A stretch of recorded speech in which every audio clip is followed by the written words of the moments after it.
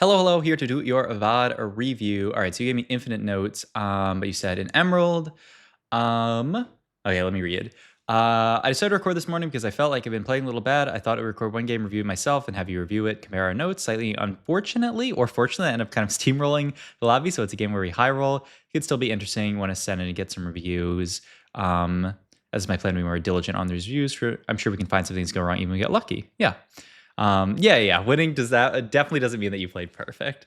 General game plan is look at my items, decide if I want to flex AP or AD, decide which champs I want to play based on that. This one I found AP.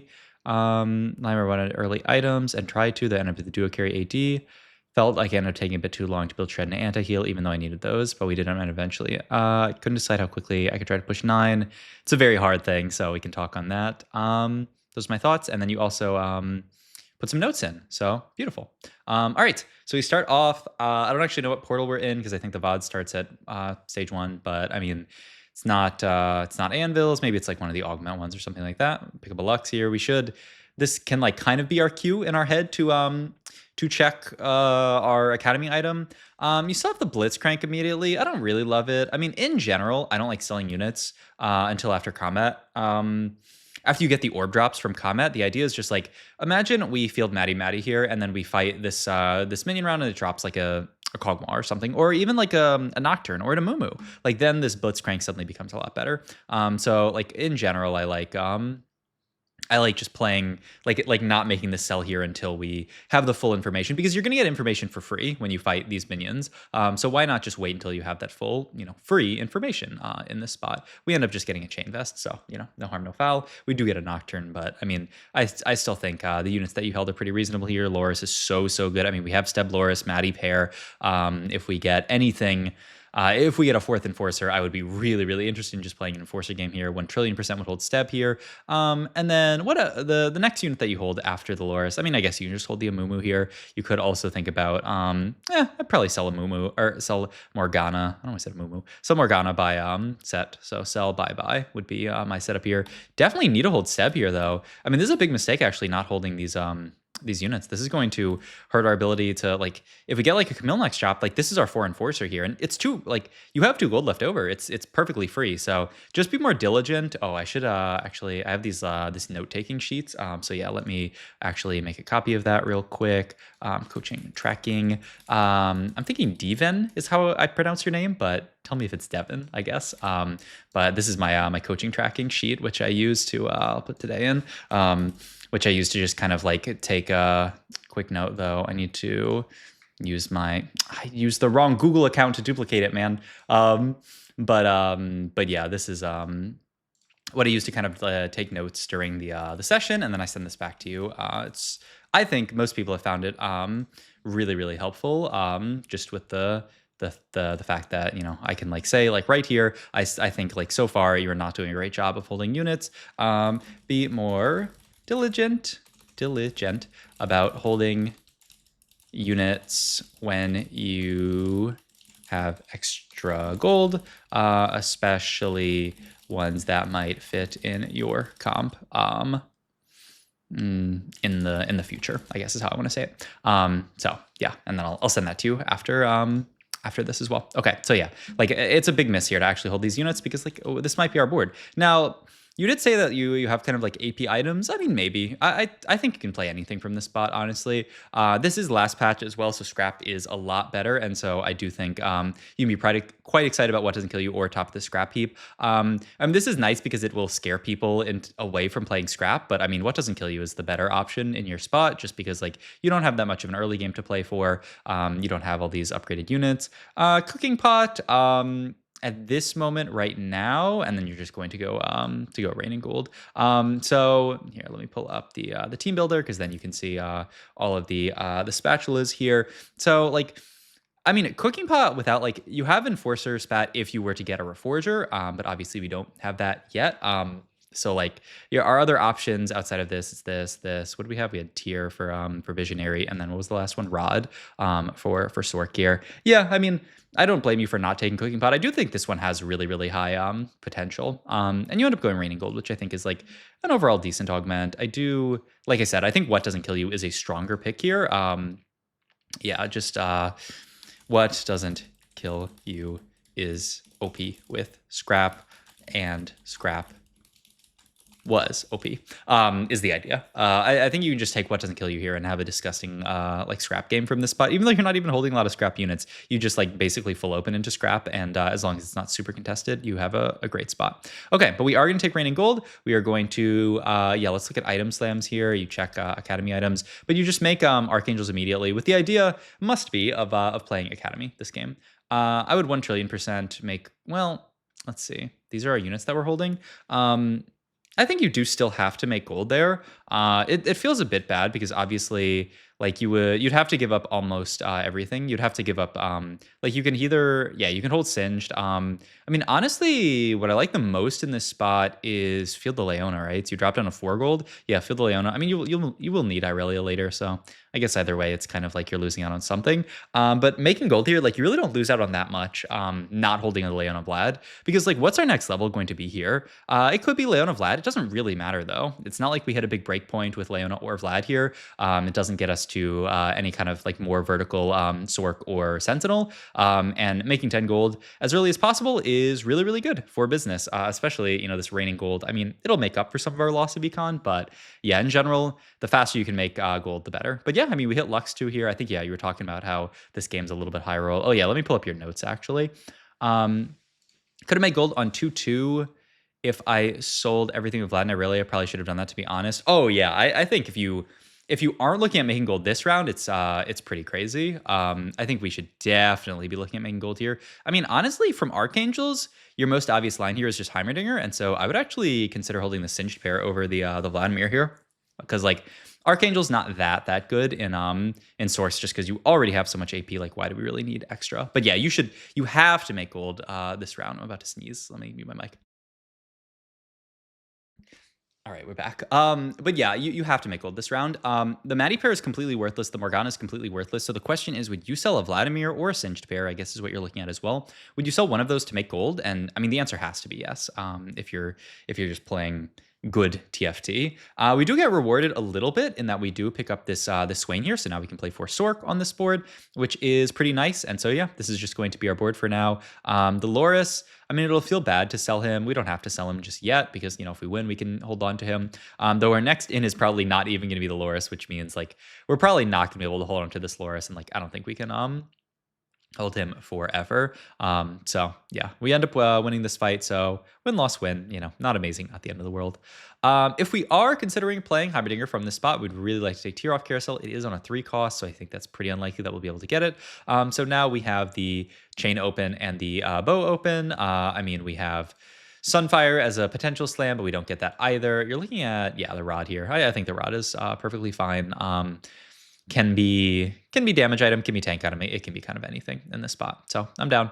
Not sure if this is worth leveling to put in Loris. Guess when wins, but logically not sure it's needed. Maybe Scout. Yeah, so you level here, and then we end up playing Loris on this board. I mean, my main priority this round, you don't actually have anything to play, right? We don't have Form Swapper, we don't have Conqueror. Which, feels a little bit bad. There's just really like nothing to actually add onto this board. So you just end up playing the Loris. This is a spot where you could Scout. I don't mind the level here, as long as you still make gold, which means you're probably gonna have to sell Morgana and this Leona or something. Yeah, I think so. Like, it's kind of a weird idea, but the idea is that like if we're going to play Heimer Sentinels. And we certainly are from now. Oh my God. Okay. So, I mean, your strongest board is, it's probably just this, right? And you drop out these 2 Sorks, you have enough frontline in the Sentinels, you get your Academy item here. Yeah, I think you were thinking about that, but you just kind of ran out of time. But the other thing that I kind of interrupted myself saying is that these 1-cost units are actually kind of more important if you're going to play Heimer Sentinel, because it's going to be harder to find them later. So that's the idea. Like, I would actually like to hold on to Singed pair. I mean, I guess you don't need Singed pair, but the Irelia pair is nice, and like Singed pair helps you get to 6. 2-6, I'm going to play 2 Sentinel, Heimer, Lux, Morgana, or just leave with the 4 Sork for now. Wasn't sure. Pre-finding Heimer, I was definitely expecting to play more Sork-based game for where I was at, but now I'm thinking of Visionaries and Academy. I mean, I think Archangels just leans us towards Academy, and Heimerdinger is perfect towards Academy. So I guess you kind of like lucked into the perfect line. But like, if you make Archangels, like Sorks do not like Archangels that much just because you're playing for quick fights. Like Sorks play for like really quick bursty fights, and obviously Heimer Sentinels plays for much more, long type fights. Wow, we hit an Ezreal as well. I mean, yeah, you can basically full pivot the board at this point. Get your JG, which is another item here. Yeah, I mean, this is perfect. And then we just have to figure out what our next in is going to be here, which is probably should just be Zyra too, honestly. And then we can move the items over to Heimer, but just keep Zyra in as a good unit. Yeah, I think this is like, I understand why you did this, but I do think this is actually a mistake to sell the Zyra, though. I guess at the end of the day, you would have had to sell her to make gold, but like pre-selling her, I think is a mistake because she's your strongest in here. Like, what are you actually going to play on this board? I think you were talking about getting the Visionary in. But yeah, like Visionary is not going to do as much as, I mean, Sork's giving you AP and it's like a Zyra 2 on your board as well. Let's go back here as well, because yeah, you end up selling the Zyra kind of like early, which is a bit, wild. You get the Ezreal here, and then yeah, we don't even make 40, which yeah, I mean, you can sell Swain here. I mean, yeah, you have to sell Swain essentially. Capability to make 40 on 2/7 Swain sell, yeah, I mean, it happens. Wow, Leona 2, Aurelia 2, yeah, I mean, this is what you're talking about, the game being high roll, like this spot is illegal.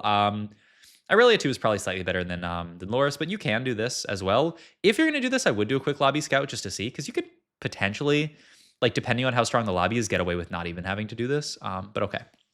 We get JG here.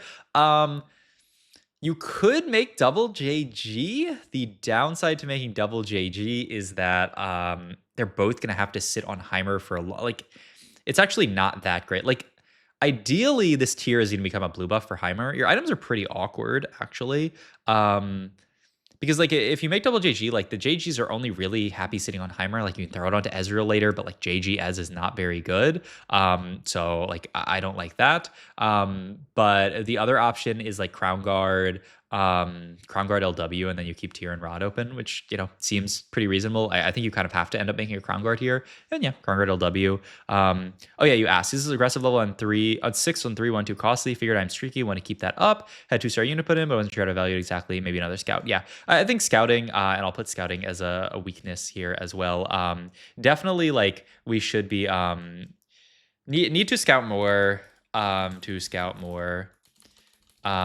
More before aggressive levels. You can decide if it's worth based on who's in your pool. Okay.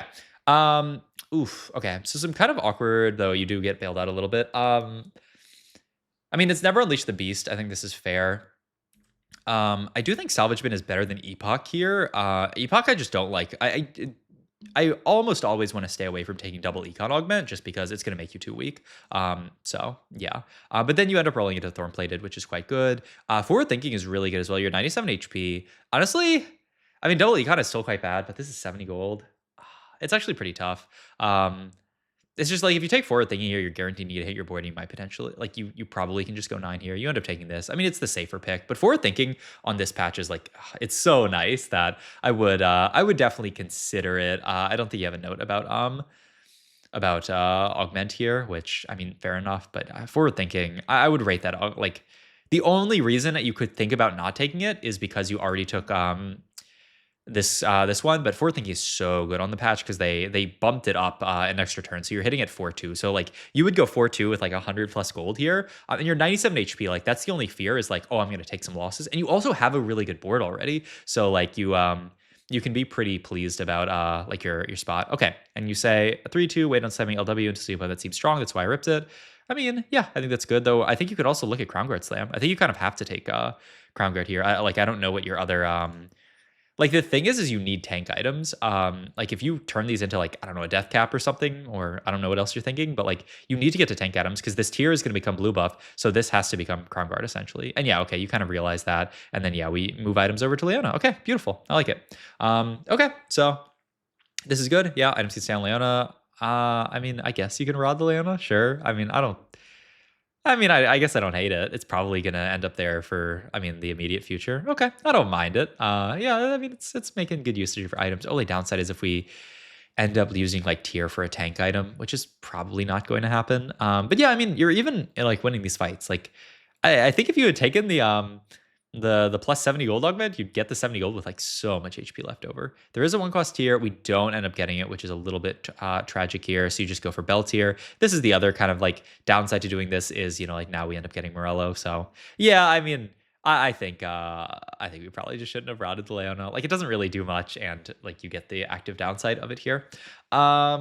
It is 28 gold for you to level. You almost certainly should level here. You are so rich. Leveling is like basically free for you here. You can get Visionary onto this board. You can get Nami, which is probably the best unit to get on your board, and you're 6 streaking. Like it's quite illegal to not level here. So yeah, I'll write that down. But almost always level 3-5 if you have 30 gold left over, 30 gold or that's a lot of swains or more left over, especially when on streak. Like there's no world that we're not leveling here. And yeah, you can get set in as well. It's 3 rebel on this board with Ezreal too. That's really, really nice as well. It's close with the Nami. Also, didn't we just fight a Renata board? Is this contested Renata?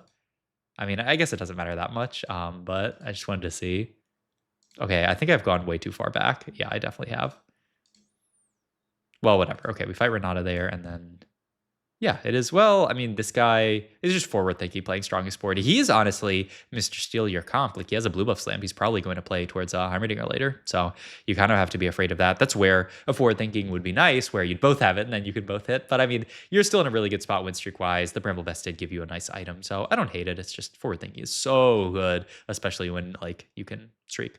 Okay, there's Corki. Great. I mean, yeah, you could fit Corki very nicely onto this board. I mean, yeah, your spot does look amazing, and you, like you said, this game's pretty high roll. Like I said, still a lot to learn from this game as far as things like the items, like the first augment, stuff like that, and then we'll see how the game goes from here. All right, Corki Pair as well, naturaled. Itemize here, you're looking at Ionic Spark. I mean, Spark Morello Shojin looks great. I would be completely fine with just making that triple slam here. This is once again where it is kind of awkward that we leave this here because, you're going to spark this. I mean, I understand why you did this, because we want to be strong here, but I mean you can just make the Morello Shojin slam here. I know that Shojin Heimer's not great. You want to greed for the blue buff and all, but like we're on a 9 streak. Like winning these fights is really important. And it's just such a neat slam. I mean, Shield Bash, you're gonna very likely play Vertical Sentinel on this board, so I think you can definitely look at this. Pair of 4s, Mace as well. I mean, kind of hard. I mean, pair of 4s you can kind of fit, but then you have to like cut Corki, which is like a bit awkward. I do think Shield Bash is not bad here. You go Mace as well for the glove. Yeah, I think I don't really value items here very much because we're already triple item Heimer, triple item Tank, and triple item Ez as well if we move the Morello to him. So like I don't really value components here at all. Like I'd just rather something that buffs up our board. I think yeah, just some extra damage from Shield Bash seems fine, especially when we can just play 6 Sentinel here very easily. We 1,000,000% should be leveling here though. Yeah, okay. So you do level up here, you get the Corki in. Yeah, you got to roll a bit. You do pick up the Alawi, which is good. I would still like our board is not stable at this point. Our board's like pretty good, but you do want to actually like level deeper. Oh, my cat. Oh, she got out on her own. What a genius cat. But yeah, the biggest thing is, and I think you asked about this in the about like rolling here, right? Where did you say? Couldn't decide how quickly I could try to push 9. Okay, so let's look at your board actually in just kind of holistically here. So and also just your spot holistically, you're 97 HP, you're 9 streak, you're 60 gold. You have your major upgrades on this part are Ezreal 2, Leona 2. You also have an Irelia 2. You also have a Lux 2. We took single econ augment and then combat after that. So like our board should be pretty decent combat wise. Like we haven't like double dipped on econ augment like that, so we don't have to be like much stronger than kind of the tempo. But it's like my kind of rule for thumb on like if my board is good enough, and this is very, very cut and dry, so don't use this as like a hard rule, but stage -1, I want a 2-star of that in the front line and in the back line. So stage 4 at 4-1, I want a 2-star 3-cost and a 2-star 3-cost backliner, 2-star 3-cost frontliner. And we have 2-star 2-cost frontliner, 2-star 3-cost backliner, and then like some other random upgrades. But you see that like our front line doesn't pass the test, and then if you take a closer look at our front line, you notice like, yeah, our front line's actually pretty weak here. Like we're not that happy about a lot of the units that we I mean, we just don't have items on our real tank yet. This Leona unit is really not that tanky. Like, she's really like a 1.5 cost, honestly.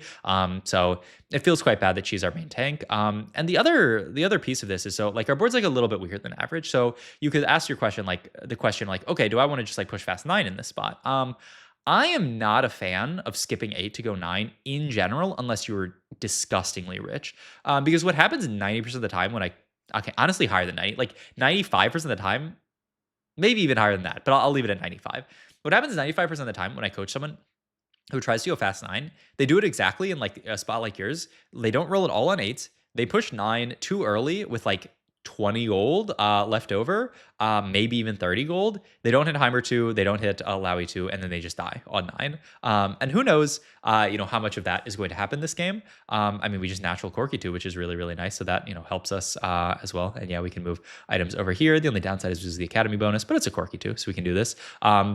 This at least helps us with just having another upgrade on the board. But yeah, in general, the best way to play TFT is to make your board on 8, and then once your board is satisfactory on 8, then push 9. So this would be, I mean, your board's almost satisfactory. I would say Alawi 2 would be easily stable, but Aloris 2 would also be stable.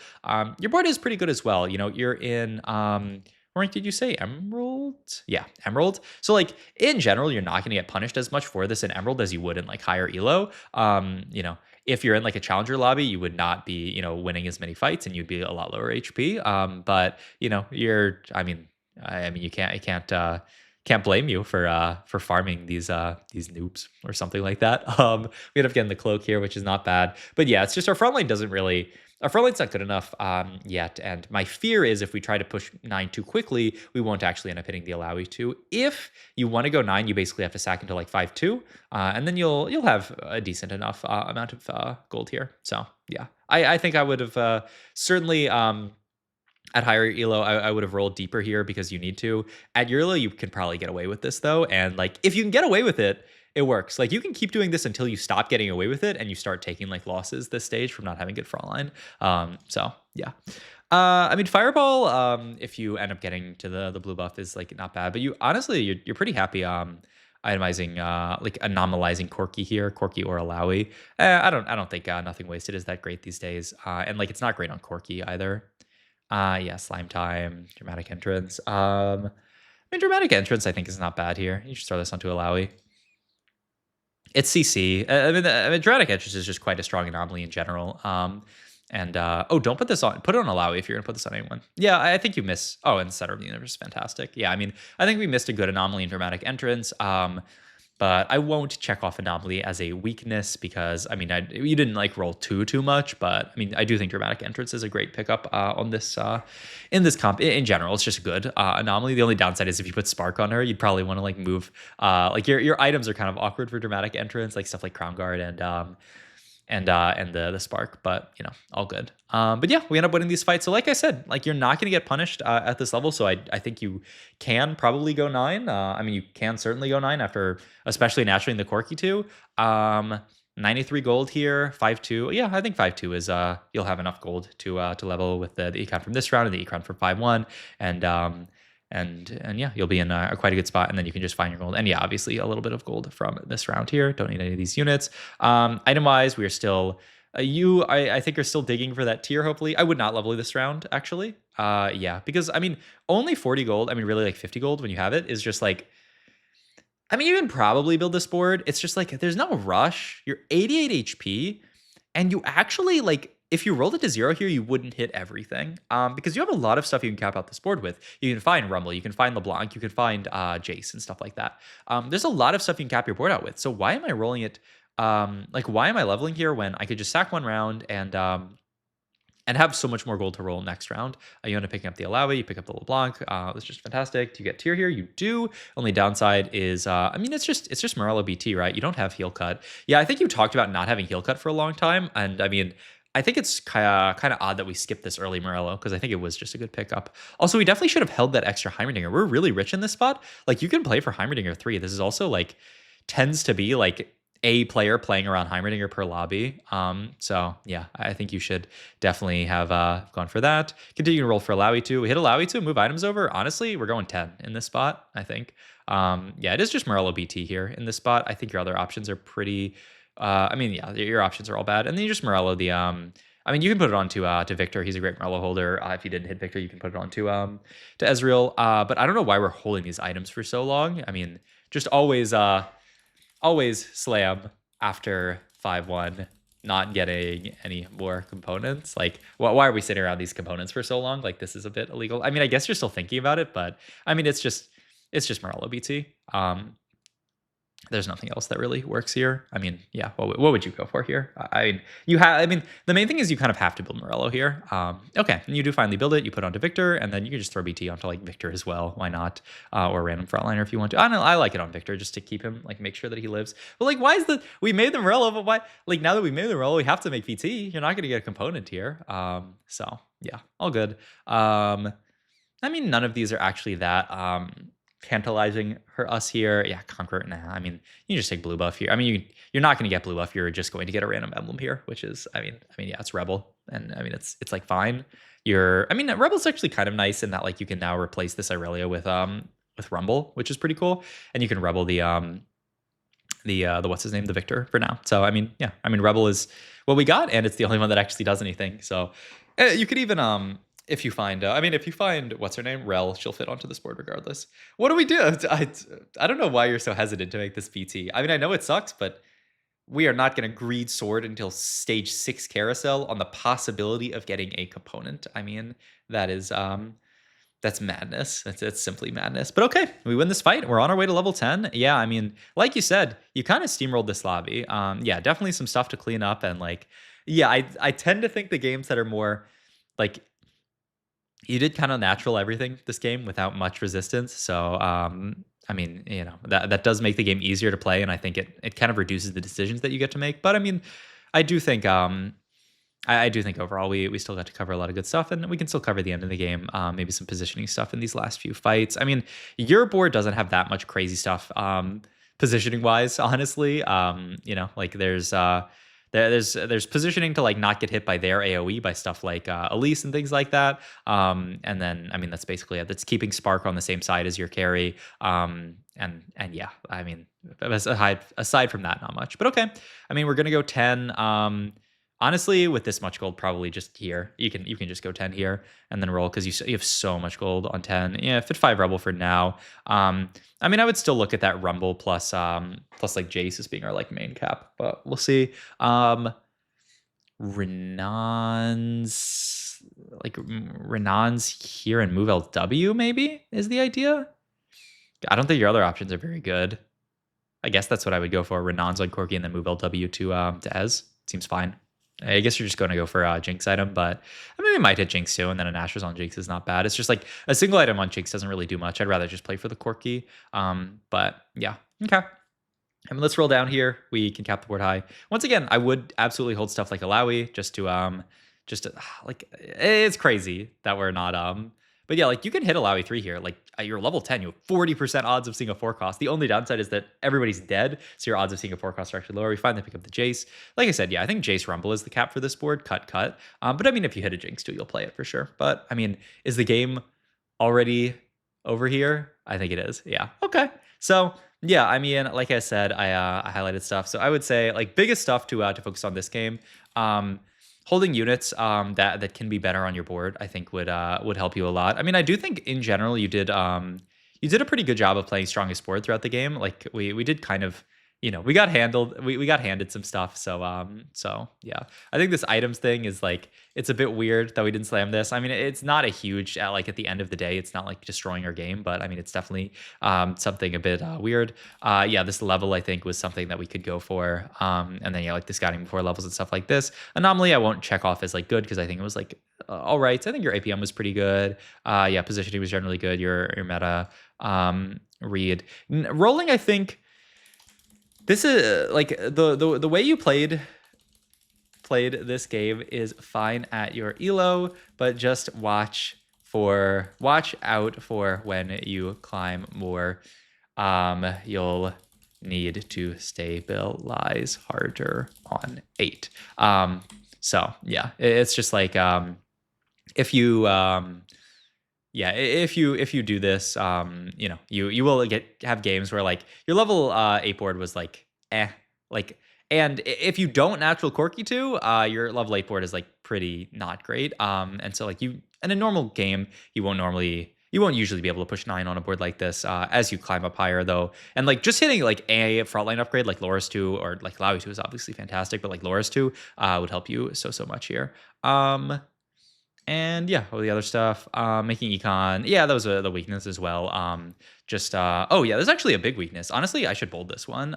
Because yeah, this was actually like prio way higher, making econ early. Like you actually, yeah, I should have wrote this down. But yeah, you skip making econ at 2-1 and 2-2, and like you didn't sell the Swain either. Like I think we need to prioritize making econ a lot higher rather than like holding on to random units that like might go on my board, but like I would much rather make econ if a unit's like a maybe to go on my board. But okay, I'll send this over to you so you can look at it whenever, and I will put the VOD link in here. Well, I guess I'm sending you the VOD, so I mean I'll keep it in here if you want to go back. And it was an Academy game, and it was not a live session; it was a VOD review. All right. If you have any other questions, just DM me, and yeah. All right. Bye.